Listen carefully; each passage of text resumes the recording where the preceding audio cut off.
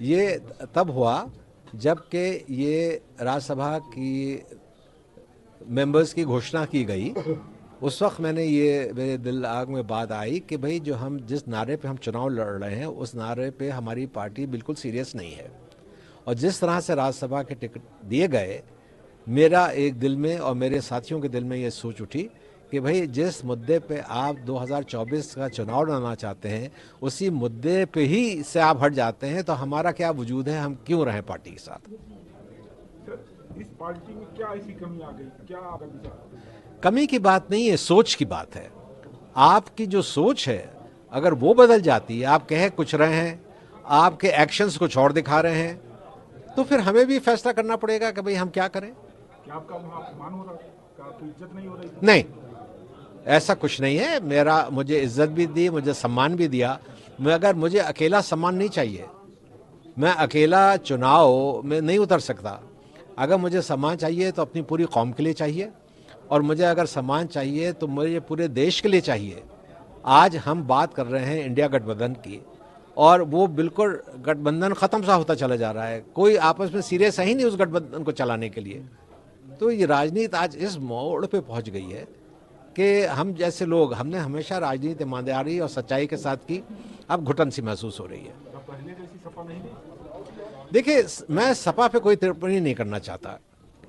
सपा पे बहुत बड़ा भरोसा पिछले उत्तर प्रदेश के चुनाव में मुसलमानों ने किया।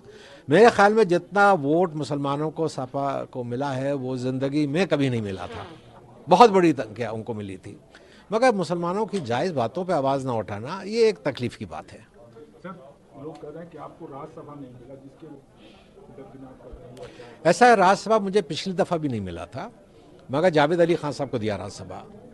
उस वक्त तो ना मैंने इस्तीफ़ा दिया, ना मैंने कोई नाराज़गी दिखाई। अगर मुझे यही होता कि राज्यसभा ना मिलने पे मुझे नाराज़गी है तो मैं उस वक्त भी दिखाता, मगर एक मुसलमान को उन्होंने दिया, और सही जो परंपरा हमेशा रही है समाजवादी पार्टी के उसके मुताबिक चले, तो मुझे खुशी थी।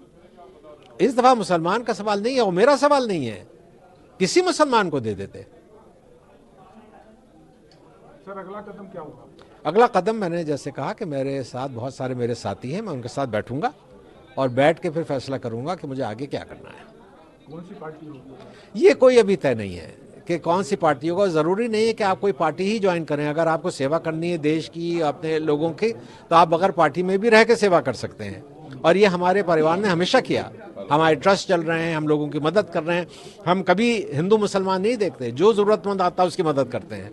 ये एक परंपरा हमारी चली आ रही है, वो चलती रहेगी। अब राजनीति में हमें सोच के कदम उठाएंगे कि बार बार हम इधर से उधर से नहीं कूद सकते। जो भी कदम उठाएंगे ठोस उठाएंगे और सबके साथ की राय के साथ उठाएंगे।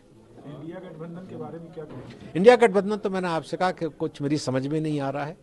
जिस उम्मीद के साथ इंडिया गठबंधन बना था वो तो अब नज़र ही नहीं आ रही है। मुस्तकिल जयंत चौधरी ने छोड़ दिया, नीतीश कुमार जी ने छोड़ दिया, जिन्होंने शुरुआत की थी इंडिया गठबंधन की।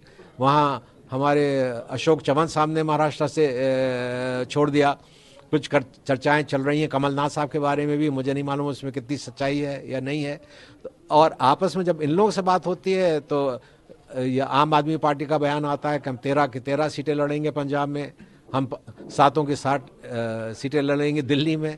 तो इंडिया गठबंधन का कहाँ कोई सीरियसनेस है।